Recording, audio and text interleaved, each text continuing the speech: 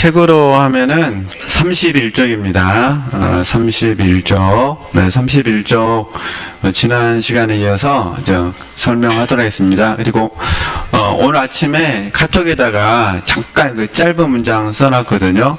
그러니까, 이 책의 목적이 하나님께서 우리를 구원으로 이끄시는 그 과정을 묘사한 거다. 근데 이제 잔내 기용에 의하면은 1차적인 목적이 하나님과의 연합이다. 그래서 하나님과 연합을 하는 과정 속에서 어떤 과정을 통해서 이끌어 가시는지 그 부분을 설명한 거니까 이렇게 이해하시고 계속 공부를 하시는 겁니다. 근데 저는 이제 좀 더 이제 제 입장에서 설명을 해드리는 겁니다. 그래야 우리가 공감대가 형성이 잘 되는 거니까. 저희들이 이제 잔느기용과 동시대 사람이 아니잖아요. 그래서 제가 이해하는 범위 내에서 설명하고 있다는 거 그렇게 참고하시면 되시고요. 31쪽이라서 다시 이제 설명하도록 하겠습니다.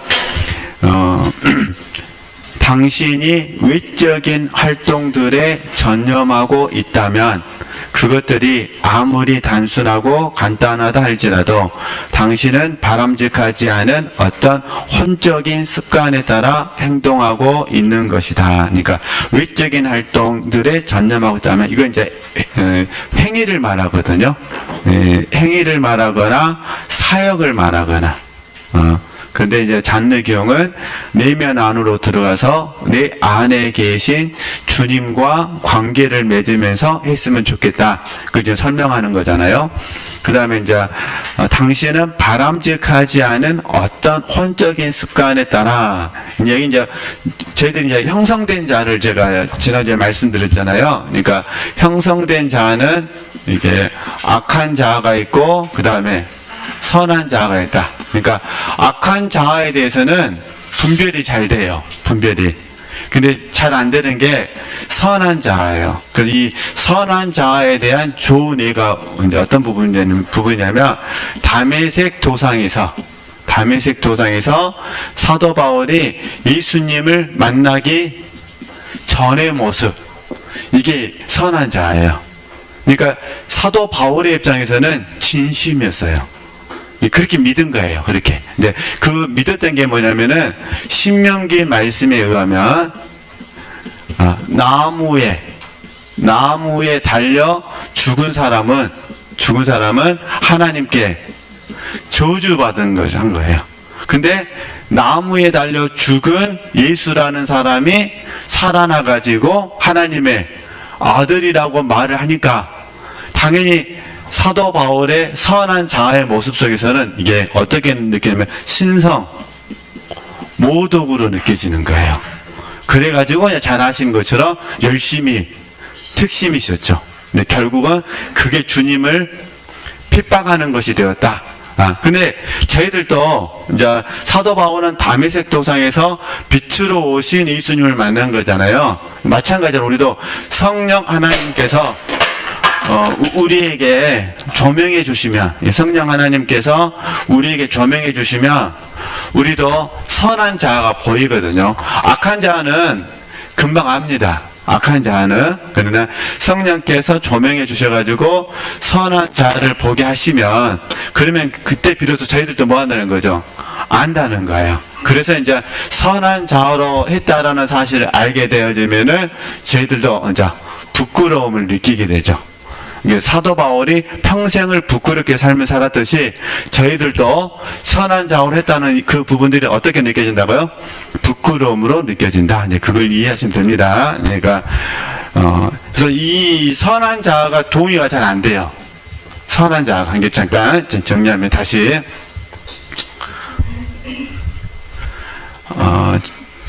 잘 동의가 안 되는 거. 첫 번째, 선한 자아. 이게 잘 동의가 안 되거든요. 우리는 동의되니까 지금 이 자리에 있는 거잖아요. 그러나 법회적인 분들은 잘 동의되지 않는 거예요. 두 번째, 사역. 사역 중심. 사역 중심이 잘 되어져 가지고 확장되어지면 지금 잔느기용이 들려주는 이야기를 잘 동의가 안 돼요. 왜냐면 사역이 계속 뭐하고 됐으니까 잘 되고 있으니까. 그래서 이제 저희들이 이 사역 중심으로 흘러가신 분들이 사실은 하나님과 깊은 관계성 안에서 동행하는 삶이 어려워요. 기본적으로 사역 중심이니까 모든 관점이 어떻게 될까요? 사역 중심이 되는 거예요. 그리고 확장성이 있기 때문에 확장성을 열매로 생각해요. 그래서 저희들이 지금 요즘 계속 배우고 있는 요한복음 15장 4절에서 5절 말씀이 깊게, 그러니까 머리는 동의가 되는데 깊게 동의되지는 않는 거예요. 그러니까 그래서 이게 좀 어려운 부분이 있어요. 다시 이제 첫 번째는 선한 자아의 문제가 있고, 두 번째는요, 사역 중심의 문제가 있다는 거. 그래서 이런 부분들이 지금 잔내 기용이 말해주고 싶은 하나님과 깊은 연합에 들어가지 못하도록 방해하는 요소가 되는 거죠. 하나는 첫 번째 선한 자하고 두 번째는 사역 중심이요. 그래서 이제 영혼의 퍼포스라는 책에서 사역 중심의 삶을 사는 그리스도인들은 하나님과 동행하는 내적 친밀감에 대해서는 좀 관심을 갖다가 그냥 다시 놔버린다는 거예요. 다시 어디로 돌아간다는 거죠? 사역 중심으로 돌아가야 된다. 이 이야기를 하는 부분이거든요. 그래서 참 이게 어려운 공과인데, 이제 저희들은 계속해서 요한복음 15장 4절에서 5절 말씀을 붙잡고 지금 이 길을 가는 거잖아요. 그러니까 이게 이런 말씀들이 동의가 되어지는 거죠. 근데 만약에 나는 선한 자든 상관없어. 나는 이렇게 사는 것이 좋아. 나는 뭐 내적 친밀감, 영적 사망, 이런 관심 없고, 이 일이 좀 잘 됐으면 좋겠어. 이렇게 관심을 갖게 되어지면은, 잔느기 형이 설명하고 싶은 깊은 관계로 들어갈지 못한다. 이제 그렇게 이해하시면 되겠습니다. 그래서 그 옆에 이제 말씀을 써 놓으시면은, 이제 잘 아시는 말씀이니까, 에베소서 4장 22절에서 24절 말씀, 에베소서 4장 22절에서 24절 말씀에서 어떤 혼적인 습관에 따라, 근데 그래서 이제 그럼요 어떻게 되냐 그 말이에요. 따라서 어디로 가라는 거예요? 내면을 향해 돌아서는 게, 이 말은 내 안에 계신 주님께 돌아가라 그 말이에요. 내 안에 계신 주님께, 하나님과의 관계 이해되시겠죠? 그래서 저희 편의상 돌짝박 공부할 때, 또 옥토박 공부할 때 구분했던 게 그런 부분이에요. 표면적 그리스도인, 그 다음에 내면적 그리스도인, 이렇게 편의상 구분하는 거거든요. 그래서 우리는 지금 어떻게 하는 거죠? 내 안에 계신 주님과 관계를 맺으면서 우리가 삶을 사는 거예요. 그래서 내 안에 계신 주님과 관계를 맺기 때문에 부득불 저희들이 의존이라는 단어를 쓰는 거예요. 내 안에 계신 주님과 이렇게 이해하시면 됩니다. 네. 그럼 지금까지 당신은 외적인 감각에 속하는 많은 것들이 파괴되어지는 것을 목격해 왔다. 이게 할 수 없는 부분들이 보여지는 거예요. 할 수 없다, 의미가 없다, 가치가 없다, 이렇게 이제 알아졌다, 그런 부분입니다. 이제는 또한 파멸되어져야 하는 내적인 혼의 활동들이 있음도 볼 것이다. 이게 제가 방금 말씀드렸던 선한 자. 네. 이러한 일이 어떻게 일어날 수 있는가? 이것은 당신의 주님께서 당신 내면의 깊은 곳에서 일하시는 동안 당신이 그분 안에서 즐거움의 휴식을 취하고 당신의 일을 뭐는 거죠? 멈춤으로써만 일어날 수 있다. 이게 이제 불러드릴게요. 금방 아시니까 맡기고 내려놓고, 우리 의리라고 배우셨잖아요. 맡기고 내려놓고 신뢰하고, 이 얘기를 하는 거예요. 우리가 내 안에서 내가 막 일하고 싶은 욕구가 있잖아요. 그거를 멈추는 건 뭐냐면 맡기는 거잖아요. 의뢰하는 거니까. 그러니까 맡기고 내려놓고 통틀어서 의뢰하고 뭐 하는 거? 신뢰하는 거. 신뢰하지 않으면 안 되는 부분이거든요. 네. 그래서 이러한 시기 동안에 하나님께서 당신의 외적인 모습을 위해서는 아무 일도 하지 않는 것 같을지라도, 그러니까 환경은 안 바뀐다는 거예요. 사실은 바뀌고 있거든요. 놀라지 마라. 이것이 당신이 파괴되어졌다고 생각했던 외적인 결함들이 다시 나타나는 이유이다.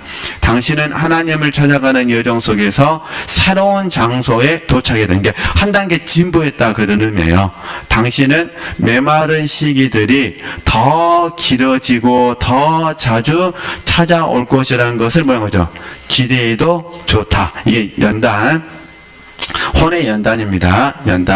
연단하면은 소망과 인내를 생각하셔야 되잖아요. 네. 이러한 메마른 시기가 더 길고 더 멀수록 메마를수록 당신의 결함들은 자아의 특징, 네, 당신의 결함들은 또 우리 적용하면 자아의 특징, 그 다음에 우리의 소욕 이런 부분입니다. 당신의 결함들은 더욱 크게 뭐라는 거죠?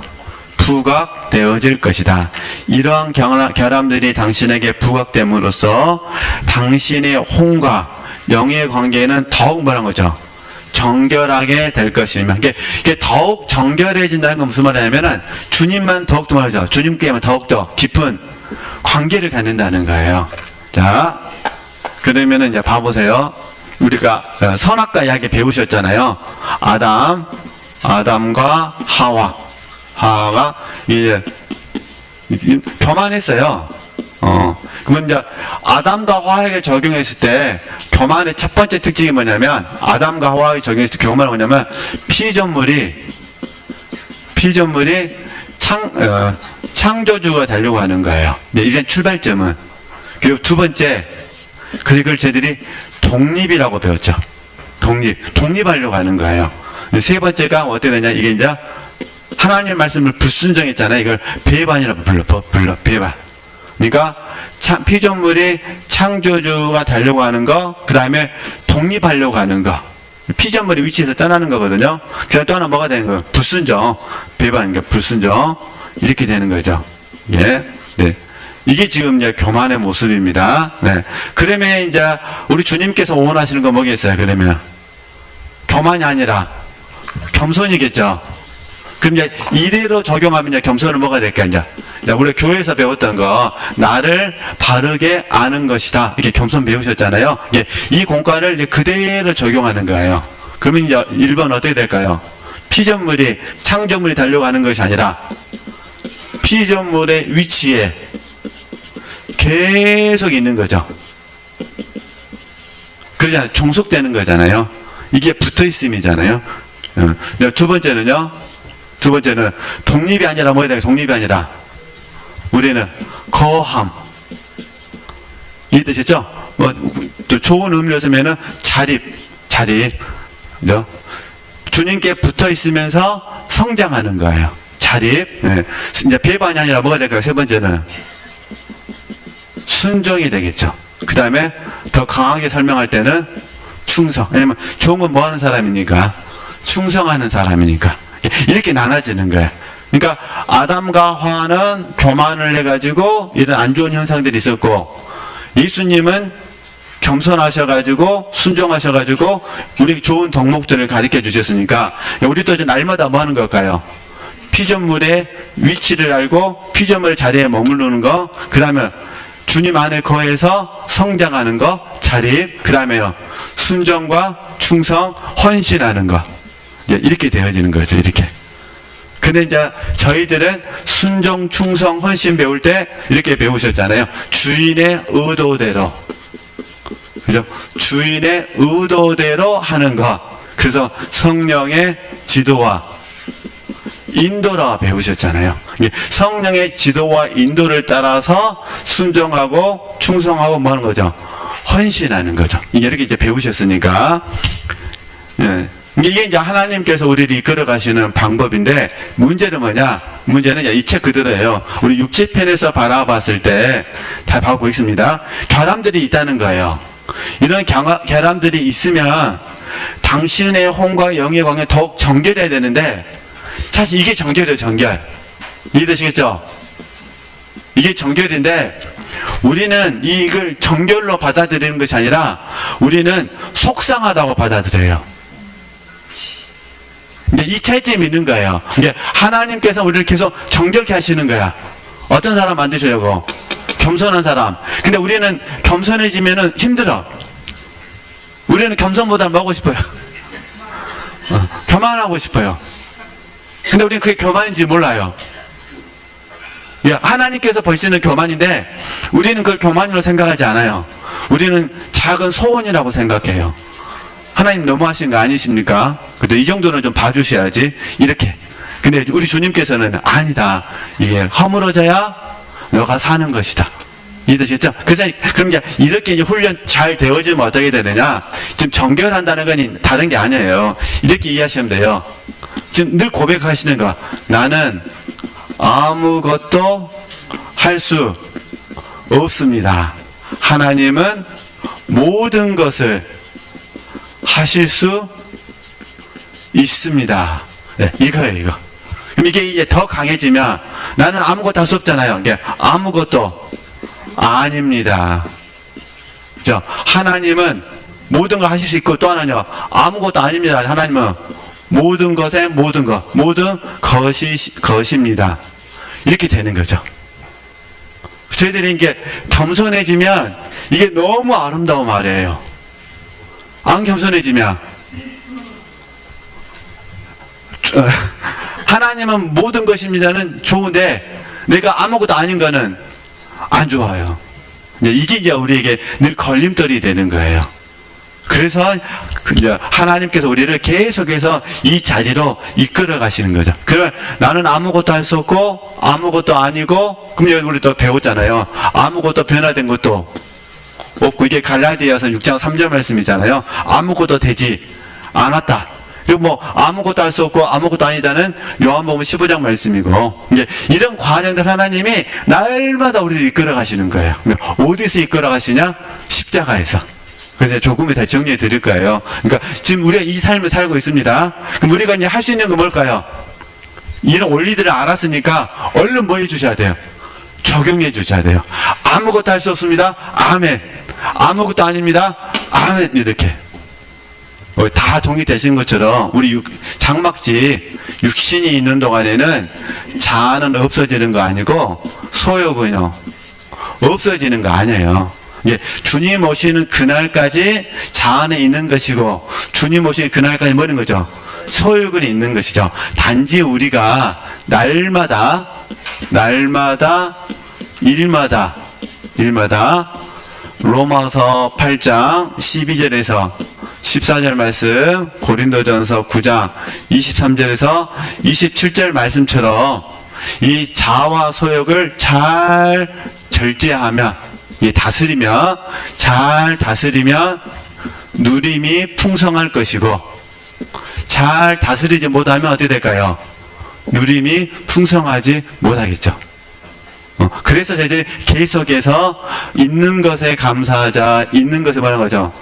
감사하자라고 학습하는 이 또 하나의 이유예요. 이렇게 좀 이해하셨으면 좋겠습니다. 네, 이게 하여튼 자아와 소욕, 이건 어쩔 수가 없어요. 죽을 때까지 있어요. 정결이라는 의미를 이해하셨으면 좋겠다. 이걸 말씀드리고 싶어서 막 우리 죄가 없고 이런 의미가 아닙니다. 우리는 죄가 없을 수가 없어요. 이게 제가 전에 여러 번 말씀드렸잖아요. 우리는 천사가 되는 게 아니라니까요. 성령께서 영 안에서 영이 혼이 몸을 다스리는 거예요. 그래서 우리는 천사가 아니라 영적인 사람이 되는 거거든요. 영적인 사람. 근데 천사가 되어야 한다는 이 기대가 이상이죠. 이 기대가 있으면 이때부터 복잡한 게 생겨요. 복잡한 게 생겨요. 그럼 어떻게 하셔야 돼요? 육신의 자아먹지 천사가 되고 싶으시면은 사도 바울처럼 얼른 뭘 하시면 돼요? 부활을 소망하시면 돼요. 새로운 몸을 입으셔야 돼. 이건 불가능합니다. 그러면 영적인 사람이 되는데 초점을 맞추시는 거예요. 그러면서 어떻게 해야 되느냐? 하여튼 사람이니까 절대로 안 되지만 하여튼 강하게 설명하면 절대로 다른 사람을 바라보면 안 돼요. 예. 그러면 안 되는데. 그럼 뭘 해야 되느냐? 정하고 싶으시면 그 사람을 사랑하셔야 돼. 그러니까 사랑하는데 뭐 하셔야 돼요? 집중하셔야 돼요. 이게 좀 더 지혜로운 것 같아요. 사랑은 어차피 저희들이 지금까지 잘 우리가 좀 거의 20년에서 30년 가까이 훈련을 했잖아요. 그렇게 열심히 영성 훈련을 해가지고 이 자리에 왔어요. 왔는데도 불구하고 나를 보면 마음에 드세요, 안 드세요? 안 들잖아요. 항상 부족한 모습뿐이고, 그 다음에 문제는 뭐냐? 20년, 30년 지나고 지금 보니까 우리 몸이 너무 후피해버렸어. 생각지 못하는 곳이 아픈 거예요. 생각지 못한 곳이 피곤한 거예요. 옛날 같았으면 아무것도 아니야. 그러시죠? 막 30년 전만 해도 막 날라다니셨죠? 왕년 이야기하면 다 날라다니셨잖아요. 근데 지금은요, 못해. 진짜로 마음만 온이고 아무것도 할 수 있는 게 없다는 걸 깨달으시잖아요. 그러니까 여기에서 제가 듣고 싶은 게, 나이가 가져다 주는 지혜도 있는데, 나이가 가져다 주는 부분에서 많은 실수들이 있어요. 그리고 이게 오해가 되고, 이 자칫 잘못하면 이게 판단과 정죄가 되더라고요. 그래서 제가 느낀 게 그런 부분이었어요. 이거는 어쩔 수 없는 부분이 있구나. 이거는 그냥 변명하자는 것이 아니라, 그래야만 내가 다른 사람들을 좀 더 사랑할 수 있겠다는 생각을 해보게 된 거예요. 기대가 크면 사람 사랑하기 어렵습니다. 그죠? 기대가 점점 이렇게 주 안에서 기대하는 마음이 없어져야 사람을 사랑하는 것이 훨씬 쉬워집니다. 딱 누가 실수하면, 그래요, 실수할 수 있지. 할렐루야. 그래, 뭐 얼마든지 그럴 수 있지. 이렇게. 그래야 사랑하는 것이 훨씬 쉬워지더라고요. 그러지 않으면은 내 안에서 어떻게 그럴 수가 있냐고, 어떻게 그럴 수 있냐고. 우리 좀 나만 이야기 좀 주일날 계속 듣고 있잖아요. 제가 이렇게 말씀드린 거는 그 정계리란 말 오해하시면 안 되기 때문에 말씀드린 겁니다. 나만이 그러잖아요. 내 생각에는. 이게 문제예요. 그러니까 나만이 왜 엘리사한테 화가 났냐면, 내 생각에는 이거예요. 그죠? 내 생각에는. 근데 우리는 엘리사를 존경하잖아요. 그리고 스토리를 알고 있잖아요. 그러니까 어떠세요? 그러니까 하나님의 깊으신 경륜이 있다고 생각하죠. 그럼 이제 입장 바꿔서 우리 지체들이 나아만이에요. 우리 지체들이 섬기는 하여튼 멘토를 엘리사라 하겠습니다. 지체들이 어려움이 있어가지고 멘토한테 전화를 했어요. 근데 전화도 시큰둥하게 받아줘요. 그럼 어떻게 될까요? 내 생각에는 어떻게 그럴 수가 있어? 지금 그분하고 나하고 지금 관계가 몇 년인데 말이야. 얼마든지 뭘 쓰는 거죠. 여기 이제 누가 개입이 돼야 돼요? 하나님이 개입이 되면은 이게 허물어지는 거예요. 근데 하나님이 개입되지 않으면은 반드시 뭐가 들어온다고요? 내 생각에는 돼요. 내 생각에는. 지금 잔내경이 말하는 정결은, 제가 드리고 싶은 정결은 뭐냐면, 이제 우리 편의 정결은 뭐냐면, 나는 할 수 없습니다. 하나님은 하실 수 있습니다. 하나님이 하시옵소서. 이게 우리 편의 정결이라는 거예요. 이런 삶을 살다 보면 자아가 힘을 잃어버리고 소욕도 힘을 잃어버리면 자연스럽게 어떻게 될까요? 죄를 짓는 부분이 줄어들죠. 이게 야고보서 1장 14절에서 15절 말씀이에요. 14절 말씀이 자기 욕심이잖아요. 자기 욕심에 이끌려서 죄를 짓는 거예요.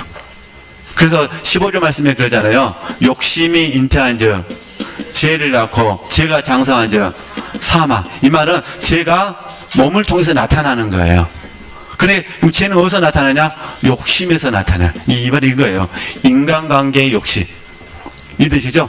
그에 대한 욕심, 나에 대한 욕심, 그 일에 대한 욕심 등등등등 많은 이 욕심들이 이제 소욕과 함께 이 욕심들이 우리를 힘들게 하는 거예요.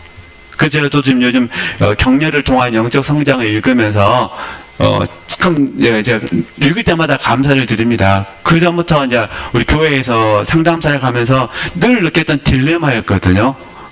그 고민했던 내용들을 그 책에서 이제 쭉 읽으면서 점검받게 되니까, 그래서 이제 이렇게 말씀을 드린 부분입니다. 그래서 사실은 우리 이거 없이 뭐만 해야 돼요? 사랑해야 되죠. 때로는 사랑하기 위해서는 다툴 수도 있고, 이해되시겠죠? 그냥 훈육해야 되니까. 사랑하기 위해서는 다툴 수도 있고, 사랑하면 훈육, 또 오해도 받을 수도 있고, 등등등등 받을 수 있어요. 사랑이니까. 근데 우리는 또 이것도 이상하게 생각해요. 사랑하면 다툼도 없고, 사랑하면 훈육도 없고, 사랑하면 뭣도 없고요. 아니에요. 우리 사실 사랑하기 때문에 다툼이 있는 것이고, 사랑하기 때문에 훈육하는 것이고, 사랑하기 때문에 뭐 하는 거죠? 오해가 있는 거예요. 이런 의미들 좀 이해해 주셨으면 좋겠다. 그래서 서로 이제 사랑으로 받으면 뭐 다투지만 용서되고 또 감사하고 이렇게 가는 거죠. 이렇게 적용하시면 좋겠고요. 지금 다시 이제 정결 의미 좀 설명하고 싶어서 다시 읽어보겠습니다. 이러한 결함들이 당신에게 부각됨으로써 당신의 혼과 영의 관계는 더욱 뭐할 것이고 정결케 될 것이며 따라서 더욱 뭐라는 거죠? 신뢰할 수 있는 것이 될 것이다. 이게 정결이라는 거. 당신의 혼적인 활동들을 정결케 하는 메마름과 연약함. 이게 와야 내가 아무것도 아니다는 걸 알거든요. 내가 할 수 있는 게 아무것도 없다는 것도 알게 되고. 그래서 메마름과 연약함, 그리고 당신의 혼과 당신 내면에 거하시는 주님 사이에 진행되고 있는 사랑의 관계는 외적인 일들을 정결시키기 위해서 함께 협력한다. 그죠? 그래서 이걸 저희들이 영으로 받음 이렇게 부르는 거예요. 영으로 받음. 마태복음 7장 보통 1절에서 12절까지 그냥 통으로 묵상하시면 도움이 되시거든요.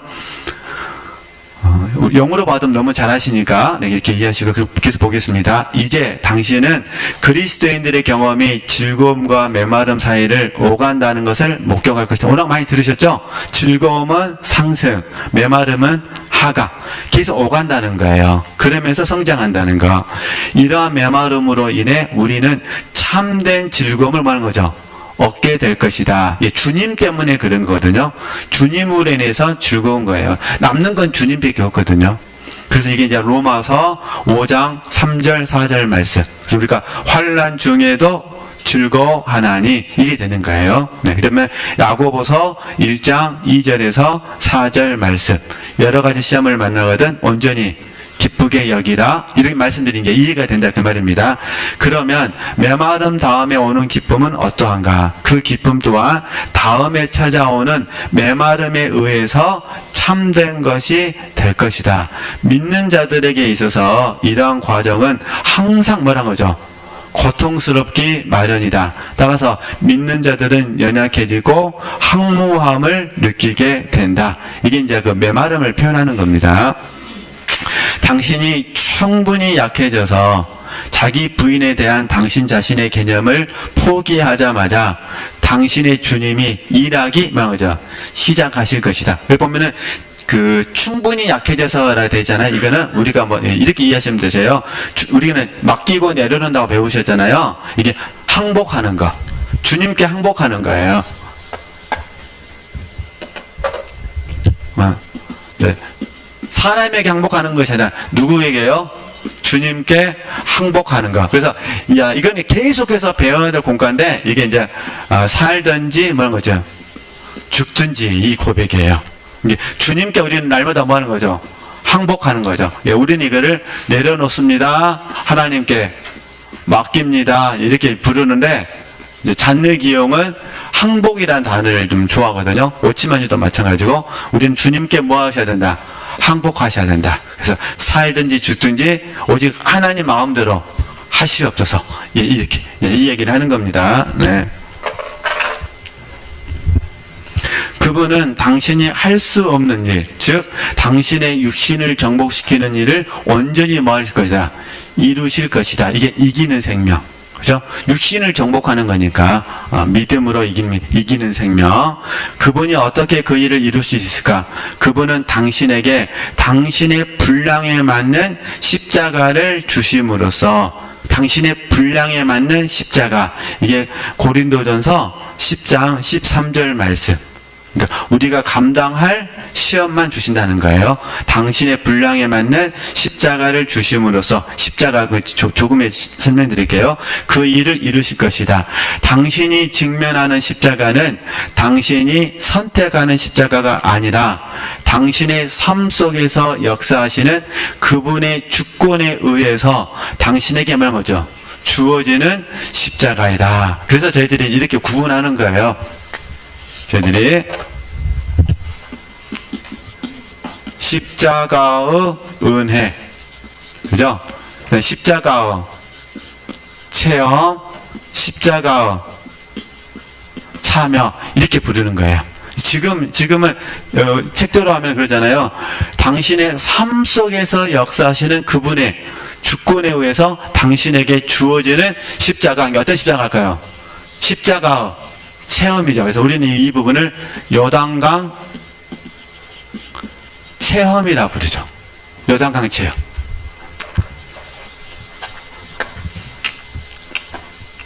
그래서 저도 그렇고 지체들도 그렇고 우리는 날마다 십자가의 역사를 저희들이 만나고 있습니다. 그래서 제가 전에도 말씀드렸잖아요.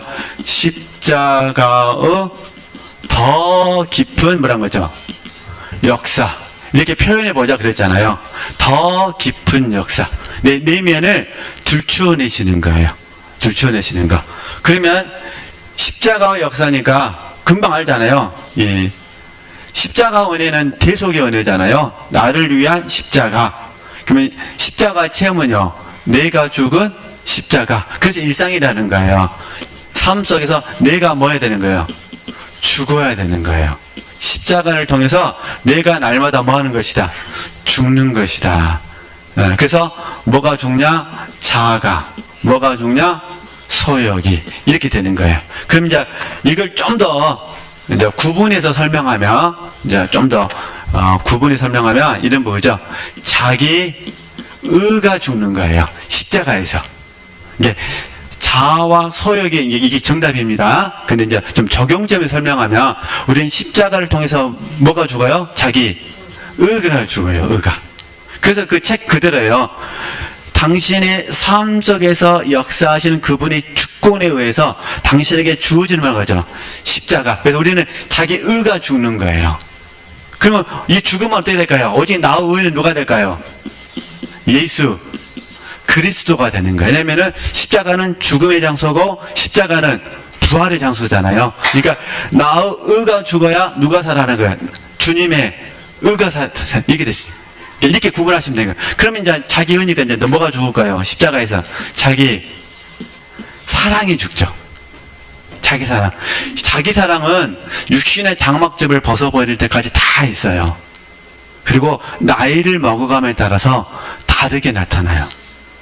그리고 우리 육체는 어쩔 수가 없어요. 자기 사랑이 보상심리로 가요. 보상심리. 그리고 보상심리가 들어오면 아깝고 서운하고 가장 무서운 거 다 포함해서 섭섭이가 나와 함께 살아버려요. 나 일상 속에서도요 이런 게 있어요. 하나님 어떻게 하셔야 돼요? 계속해서 자기 의를 허무시고 자기 사랑. 그럼 어떻게 될까요? 이제 자기 사랑이 허물어지면 예수님 사랑이 되는 거예요. 예수님. 단지 제가 느낀 게 그거예요. 자기 의가 있고 뭐가 있어요?